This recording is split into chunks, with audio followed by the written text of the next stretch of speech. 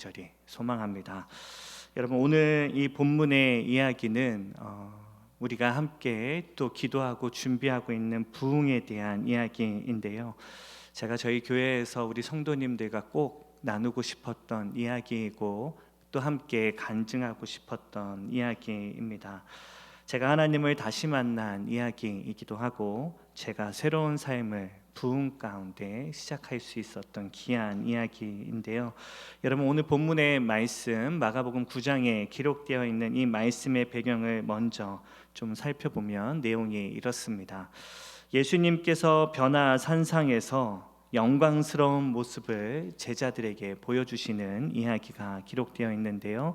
어느 날 예수님은 베드로와 야고보와 요한을 데리고 높은 산에 올라가십니다. 그곳에서 예수님의 얼굴은 해같이 빛났고 옷은 빛과 같이 휘어지는 영광스러운 모습을 주님이 보여주십니다. 그리고 그곳에서 예수님께서는 구약을 대표하는 모세와 엘리야와 대화를 나누는 영광스러운 모습을 제자들에게 보여주시는데요. 그 영광스러운 모습 이후에 주님과 제자들이 그 산에서 내려오게 되는데, 내려오자마자 어떤 모습을 보게 되냐면 제자들과 또 많은 무리들이 함께 모여서 논쟁하고 있는 모습을 주님이 보게 되십니다. 이게 무슨 영문인가 라고 생각하고 있던 그때 한 남자가 예수님께 나와 따지듯이 이야기합니다. 귀신 들린 아비의 하소연과 같은 이야기인데요. 우리 함께 오늘 본문 17절과 18절의 말씀을 우리 한 목소리로 함께 읽겠습니다. 시작. 무리 중에 하나가 대답하되, 선생님, 말 못하게 귀신 들린 내 아들을 선생님께 데려왔나이다. 귀신이 어디서든지 그를 잡으면 거꾸러져 거품을 흘리며 이를 갈며 그리고 파리에 지는지라. 내가 선생님의 제자들에게 내쫓아달라 하였으나 그들이 능히 하지 못하더이다. 귀신 들린 아이의 아비의 정말 한이 섞인 탄식과 또 하소연을 하나님 주님께 하고 있는 건데요. 이 불쌍한 아기가 제 아들입니다. 그런데 이 아이들은 어렸을 때부터 귀신이 들려 발작을, 경련을 일으키는 자였는데, 그래서 당신 혹은 당신의 제자들이 고쳐주실까 하여서 내 아들을 제자들에게 와서 고쳐달라 이야기하였지만 그 제자들이 도무지 내 아들을 고치지 못하더이다.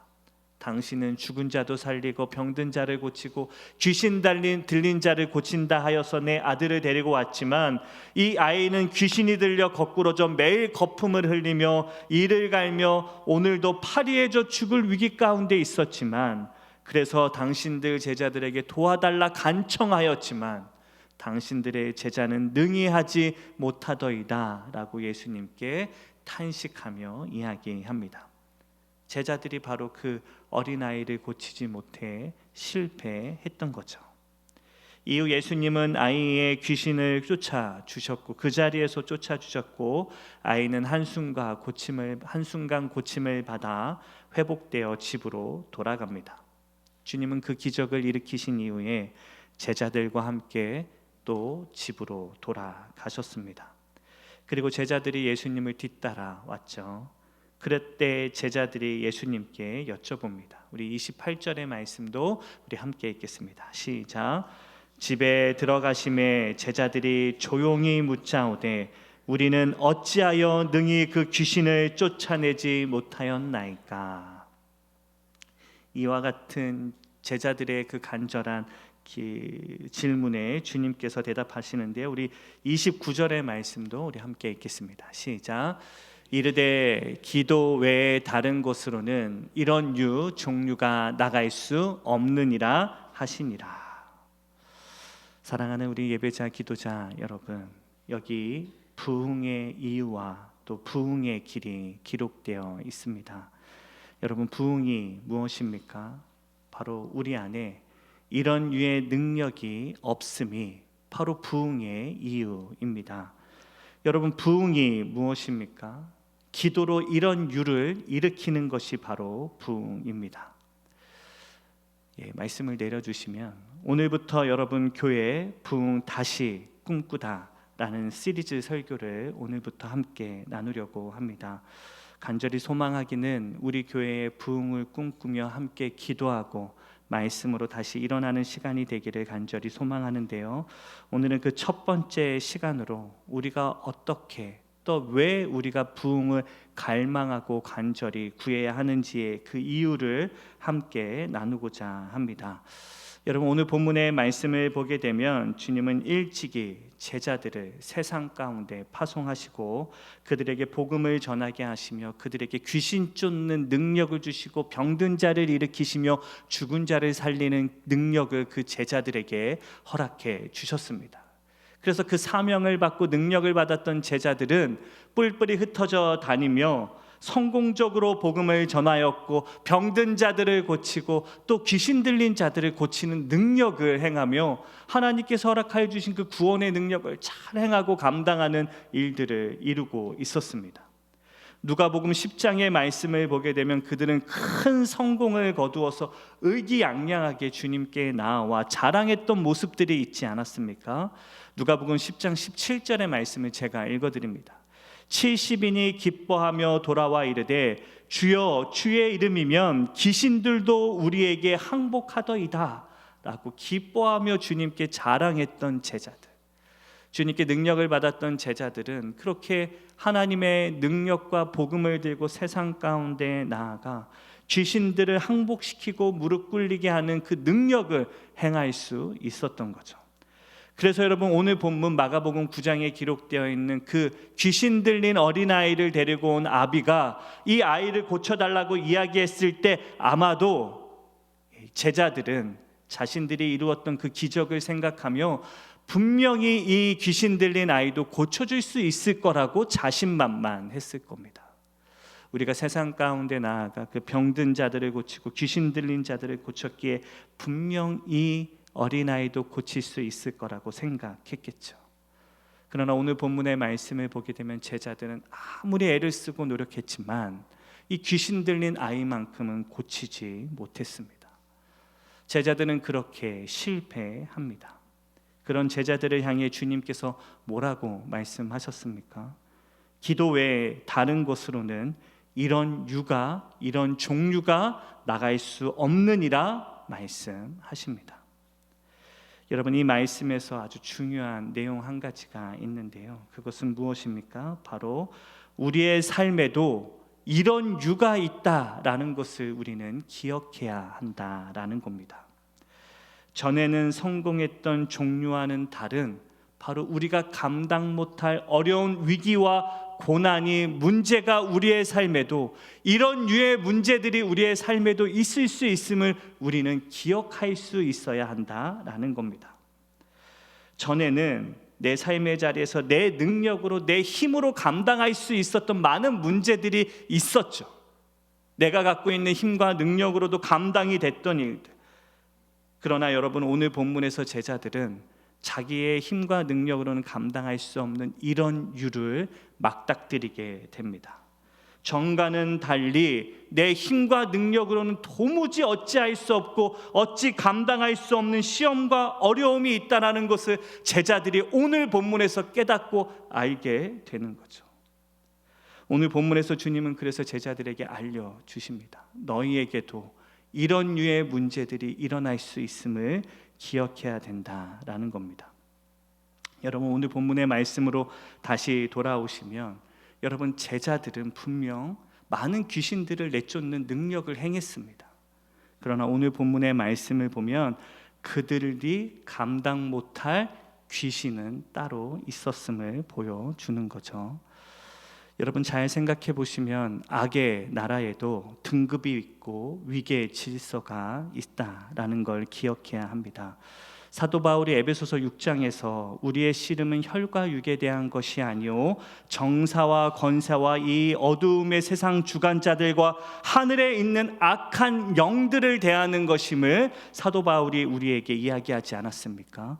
바로 그 어두움의 세상에도 그 악한 무리들, 귀신들 안에도 등급이 있고 우리가 감당할 수 있는 귀신들이 있는가 하면 우리가 감당 못할 귀신들이 있음을 우리가 기억해야 된다라는 겁니다. 그들을 총괄하는 수장인 사탄이 있으며 그들은 공중권세 잡은 자로 불순종의 아들들 가운데 역사하는 영으로 성경이 이야기합니다. 엄청난 강력한 능력을 갖고 있는 사탄의 수장들입니다. 그러나 그 휘하에 있는 여러 영들과 권세자들은 바로 어쩌면 사탄보다는 조금 더 약한 힘들을 갖고 있는 영들이 있었겠죠. 그 약한 영들은 제자들도 감당할 수 있는 영들이었습니다. 그래서 쉽게 제자들도 물리치고 내쫓을 수 있었죠. 하지만 오늘 본문에 나오는 아이 안에 있었던 그 악한 영은 제자들이 감당하기 어려운 힘과 능력을 갖고 있는 영이었던 겁니다. 제자들의 문제가 무엇이었습니까? 자신들의 힘과 능력으로는 감당할 수 없는 영적 존재들이 있음을 인정하고 아는데 그들이 무지했다라는 겁니다. 자신들 눈앞에 있는 그 영적 존재가 자신들의 능력으로는 감당할 수 없는 악한 영들임을 그들이 인정하지 못했던 거죠. 여러분, 예컨대 이런 겁니다. 여러분이 시골길을 걷고 있는데 그 길가에 어떤 한 남자가 누워 있는데 가까이 가서 보니까 이 남자가 도무지 움직이지를 않는 겁니다. 그럼 여러분, 뭘 우리가 알 수 있습니까? 이 남자가 의식을 잃고 쓰러져 있다라는 것을 우리가 알게 되겠죠. 그러나 여러분, 거기까지는 좋지만 중요한 것은 무엇입니까? 이 남자가 왜 의식을 잃고 쓰러져 있는지를 아는 것이 중요합니다. 왜냐하면 그래야 이 남자를 진짜 도와줄 수 있기 때문이죠. 여러분, 이 남자가 지금 의식을 잃고 쓰러져 있는 데에는 여러 이유가 있을 겁니다. 아주 먼 길을 가다가 그냥 피곤해서 잠깐 잠들어 있을 수도 있고, 잠시 쉬기 위하여 잠들었는데 너무 깊이 잠든 나머지 사람이 오는 기척도 알지 못한 채 지금 계속 잠들어 있을 수도 있을 겁니다. 그럴 때는 그냥 흔들어 깨우면 그 남자가 일어나겠죠.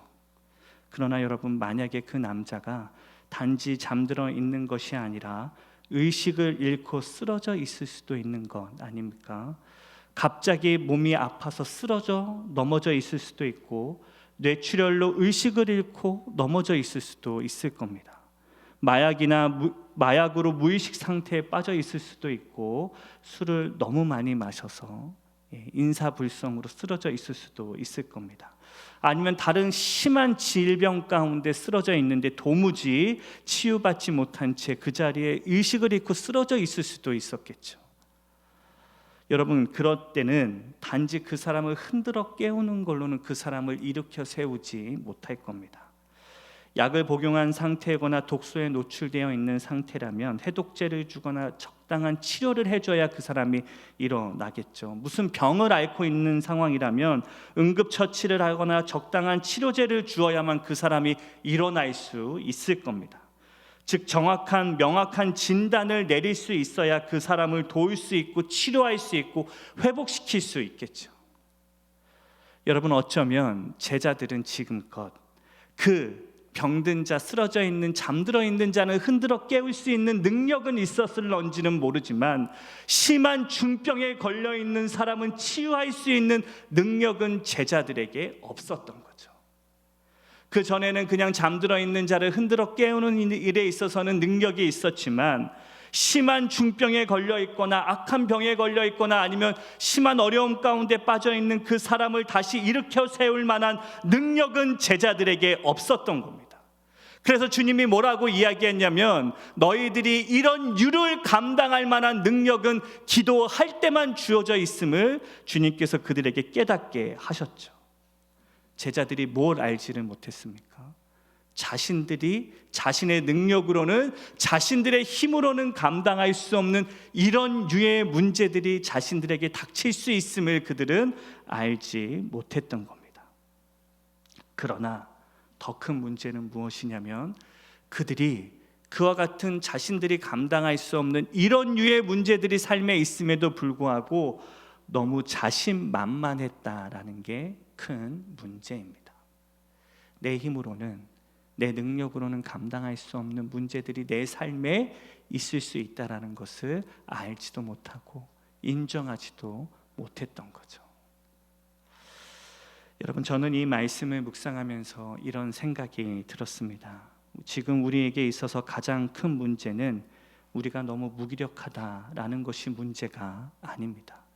반대로 마치 내 힘으로, 내 능력으로, 내 경험으로, 내 생각으로 모든 문제를 해결하고 이겨낼 수 있다라고 생각하는 바로 그 자신감이 문제입니다. 내 힘으로, 내 능력으로 내 삶에 주어진 많은 문제들을 능히 감당하고 이겨낼 수 있을 것이다 라는 바로 내 안에 있는 근거 없는 그 자신감이 바로 우리의 영적인 가장 큰 문제이고 어려움일 수 있다라는 거죠.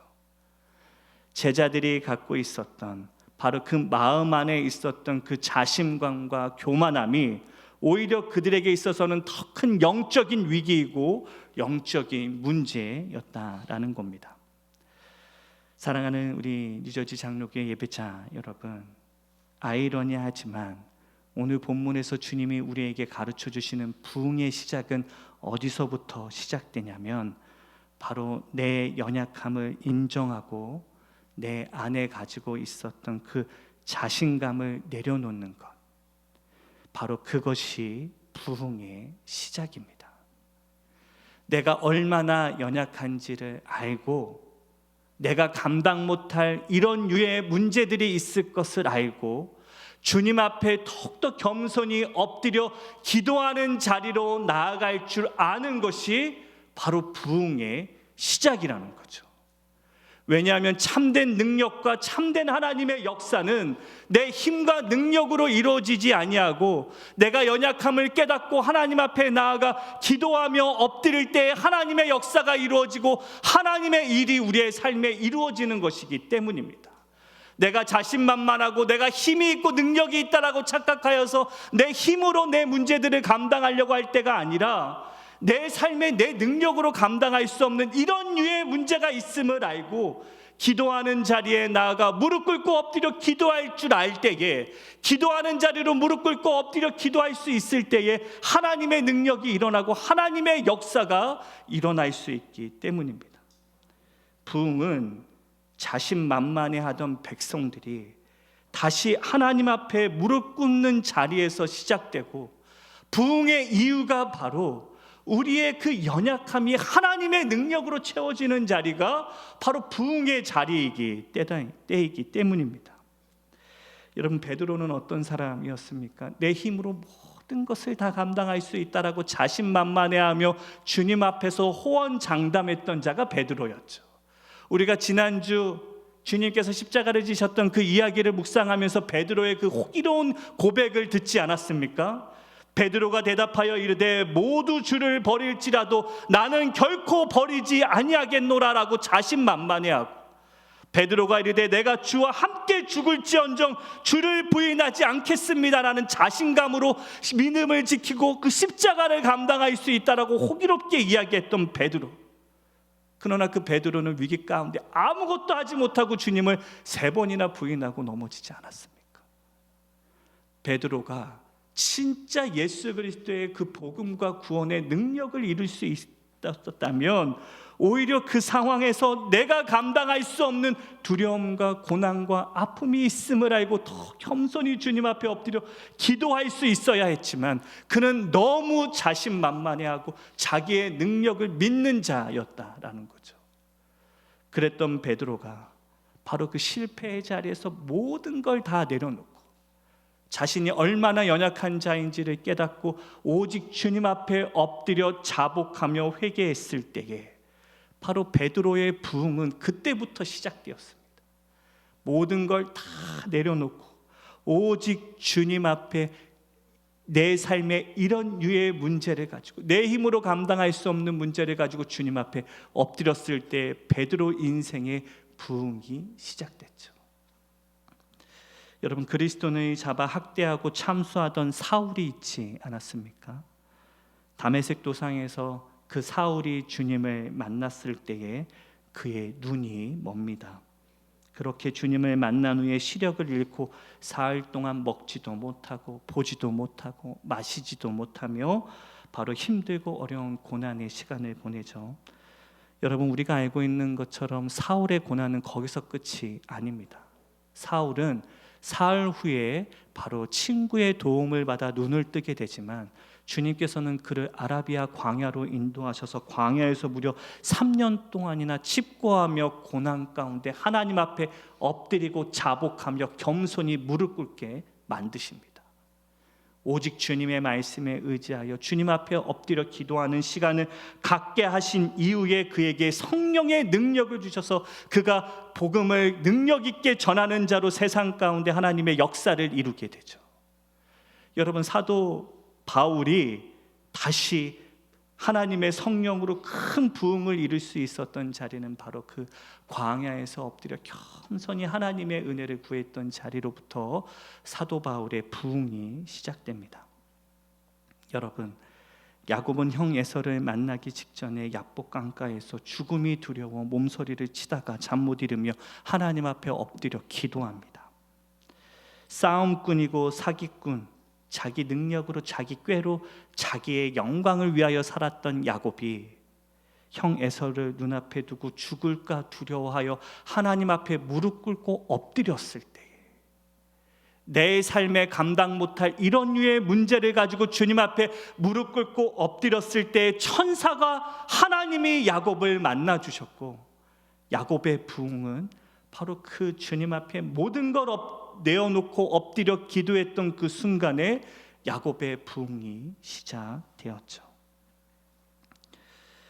여러분, 부흥은 바로 이런 내 안에 자신감을 내려놓고 다시 오직 주님만을 의지하는 기도하는 자리로 나아가 하나님을 붙드는 것, 그것이 바로 부흥의 시작입니다. 내 힘으로 무언가를 해보려고 하는 그 자신만만한 마음이 꺾이고 내 힘으로는 도무지 감당할 수 없는 이런 유 앞에서 하나님의 능력과 은혜를 구하며 서는 그 자리에서 바로 부흥이 시작되죠. 사랑하는 우리 유저지 장로교회 또 우리 성도 예배자 여러분, 저는 미국에 오기 전에 한국에 있는 동안 이렇게만 하면 성공하는 삶을 살겠다라고 생각했던 적이 있었습니다. 참 미련한 생각이었지만 바로 내 힘으로 귀신을 쫓던 제자들처럼 살던 때가 있었습니다. 장로의 신학대학교에 학부로 입학한 이후에 졸업을 하고 또 바로 신대원에 입학하여 장학금을 받으며 졸업했던 그 해에 바로 대학원에 입학하여 조교로 일하며 유학을 꿈꾸던 신학생 시절, 저는 어렴풋이 남아 이렇게만 하면 목회나 삶에서 성공하겠구나 라는 꿈을 꿨던 적이 있었습니다. 여러 교회에서 청년 리더로 섬기고 또 교육부 전도사로 섬기다가 미국에 오기 전에는 이름만 대면 아는 대형 교회에서 사역하면서 결혼을 하여 미국으로 유학을 오게 되었을 때에 내 삶이 이렇게 되겠구나라고 생각했던 때가 있었습니다. 진심으로 저는 그때 제 삶이, 제 목회가 이렇게 잘 될 거라고 생각했었습니다. 이렇게만 하면 목회도 삶도 성공하리라 생각했었습니다. 그러나 결혼 후에 미국 유학까지 바라던 대로 오게 되었는데, 그런데 미국에 와서 생활했던 그날 첫날부터 저의 삶에는 경험해보지 못했던, 평생 한 번도 경험해보지 못했던 이런 유두를 만나게 됩니다. 솔직히 하나부터 열까지 제 마음대로 되는 일이 하나도 없었습니다. 꿈꾸어 오던 모든 일들이 이런 유로 변하게 되었고 내 힘으로 내 능력으로 감당할 수 없는 큰 위기와 고난들로 순식간에 바뀌어 있었습니다. 바라고 꿈꾸던 미국에서의 공부는 어머니께서 순간 암투병을 하게 되시면서 등록금이 없는 거는 둘째치고 당장 미국에서 지낼 생활비가 없어서 다 포기하고 한국으로 돌아가야만 한 상황이 있었습니다. 공부는 꿈도 꿀 수 없었고 방금 길이 열렸던 미국에서의 삶도 다 포기하고 한국으로 돌아가야 하는 상황이었죠. 이렇게 하다 보면 당장이라도 모든 것이 다 끝나고 한국으로 돌아가겠구나라는 탄식 가운데 한숨을 쉬고 있었습니다. 당연히 그렇게나 바라고 원했던 미국에서의 유학은 사치였고 일원유였고 감당할 수 없는 고난이었고 문제였습니다. 미국에서의 생활이 어떻겠습니까? 당장 아내의 학업을 위해서 생활비라도 벌어야 하는데 학생 신분에 아르바이트조차 하는 것이 어려웠고 생활비조차 남편으로서 될 수 없는 상황 가운데 오히려 잘하고 있었던 아내의 학업조차도 다 포기하고 한국으로 돌아가야 할 위기가 되게 된 것입니다.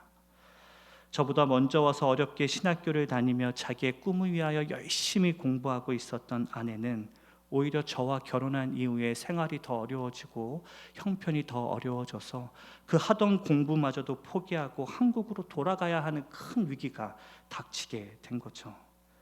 여러분, 그걸 옆에서 바라보는 남편으로서 제 마음은 참 답답하고 가슴이 아프고 괴로운 일이었습니다. 하나님의 은혜로 시작되었다라고 생각했던 미국에서의 하루하루의 시간이 말 그대로 지옥과 같이 변하기 시작했고, 나는 말 그대로 아무것도 할 수 없는 무기력한 사람이구나라는 걸 이 미국에서 와서 깨닫게 됩니다. 한국에서는 모든 경험 가운데, 모든 능력 가운데, 내가 살아갔던 모든 삶의 순간들 가운데 자신만만해하며 또 내 능력을 믿었던 것들이 아무런 의미 없이 한순간에 절망으로 바뀌는 시간들이었습니다. 내가 이렇게나 부족한 사람이라는 것을 인정하는 그 일은 정말 괴로운 일이었습니다. 수많은 이런 유들 앞에서 무기력하게 실패했던 제자들처럼 저의 삶 역시 이런 유를 만나고 인정하는 일 앞에 철저하게 무너지고 쓰러지고 있었습니다.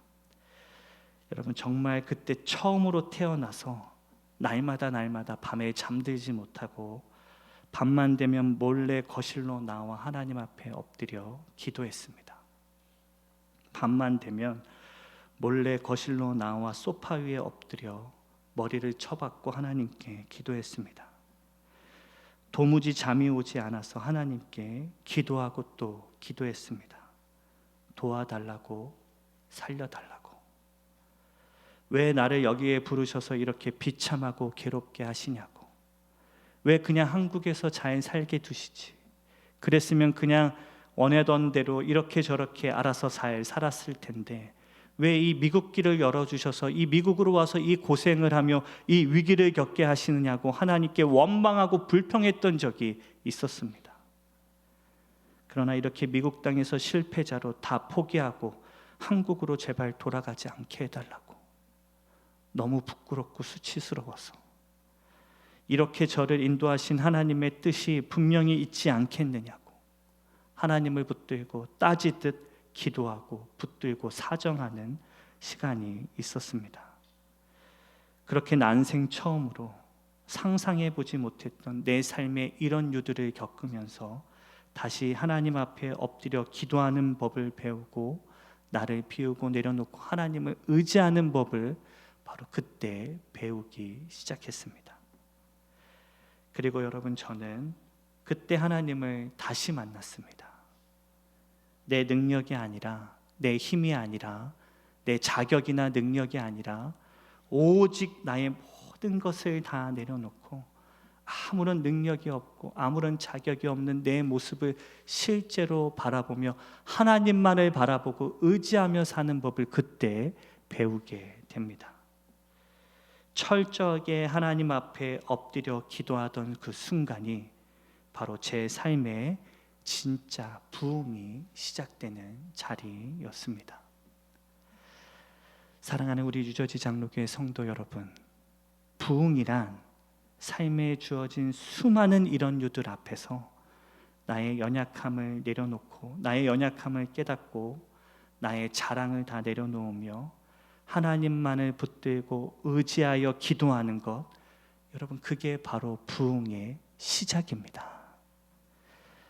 내가 의지하던 것, 내가 자랑하던 것, 내 힘과 능력과 배경과 조건과 내가 의지하던 세상의 모든 자랑을 다 내려놓고 그 모든 것들이 다 의미 없다라는 것을 깨닫고 유일한 소망 되시는 하나님을 붙들고 다시 의지하는 것, 그게 바로 진짜 부흥의 시작입니다.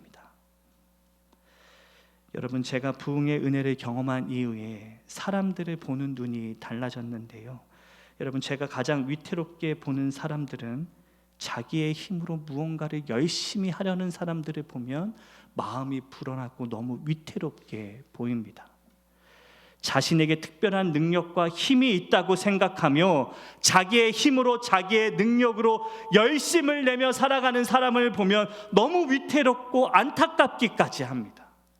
분명 그들의 삶에도 그들의 힘과 능력으로 감당할 수 없는 이런 유가 분명히 있을 텐데 오히려 더 하나님을 의지하고 하나님 앞에 겸손히 엎드려야 할 것 같은데 자기의 힘과 능력을 의지하며 살아가는 사람들을 보면 너무 안타깝고 위태롭기 그지 없죠.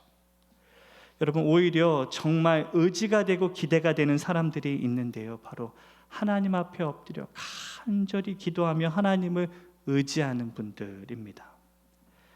그들은 자기의 삶에 이런 유가 분명히 있음을 알고 겸손히 하나님 앞에 엎드려 기도하며 부흥을 준비하는 자들이기 때문입니다. 자기의 힘으로 감당할 수 없는 이런 유조차도 기도하고 엎드려 주님의 은혜를 구하는 것으로 부흥을 누리는 것으로 그 모든 삶의 문제들을 기도로 넉넉히 이기는 자들을 보게 되면 하나님이 일하시는 걸 보게 되고 하나님의 능력이 그들의 삶을 이끌고 계시는 것을 보게 되며 감사하게 되는 거죠. 사랑하는 우리 유저지 장로교회 성도 여러분, 오늘은 부흥을 준비하고 기도하는 첫날입니다. 여러분, 꼭 기억하십시오. 우리의 삶의 수많은 이런 유들의 문제들 앞에서 하나님 앞에 겸손히 엎드려 기도하는 것이 우리의 삶의 참된 부흥의 시작임을 알고 여러분의 삶이 나를 믿는 자들이 아니라 나의 능력을 의지하는 자들이 아니라 바로 하나님 앞에 겸손히 엎드려 하나님의 능력과 은혜를 구하며 살아가는 거룩하고 복된 저와 여러분의 삶이 되기를 주님의 이름으로 간절히 축복합니다. 우리의 삶이 오직 겸손히 주님 앞에 엎드려 주님의 능력과 은혜를 구하며 주님이 우리에게 허락하여 주시는 그 부흥을 꿈꾸며 나아가는 거룩하고 복되고 아름다운 삶이 되기를 주님의 이름으로 간절히 축복합니다.